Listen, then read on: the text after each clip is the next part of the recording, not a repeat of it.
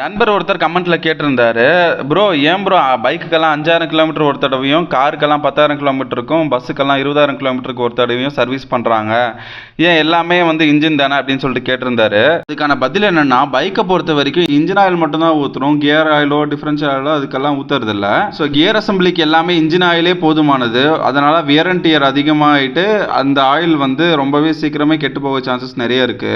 அதனால தான் 5000 கிலோமீட்டருக்கு ஒரு டைம் நம்ம மாற்றுறோம். இப்போ காருக்குன்னு கேட்டால் இனிஷியல் இழுவிசை ஓரளவுக்கு நல்லாவே இருக்கும். ஆனால் ஆர்பிஎம் பொறுத்த வரைக்கும், அதாவது ஸ்பீடாக போகணும்னு சொல்லிட்டு உருவாக்கப்பட்டது அது. ஸோ ஆர்பிஎம் கொஞ்சம் அதிகமாகவே இருக்குங்க பஸ்ஸை கம்பேர் பண்ணுறப்போ. அதனால தான் அதில் இருக்கிற கியர்ஸ் எல்லாமே ஈஸியாக வேர் அண்ட் டியர் ஆகக்கூடிய சான்சஸ் அதிகமாக இருக்குது.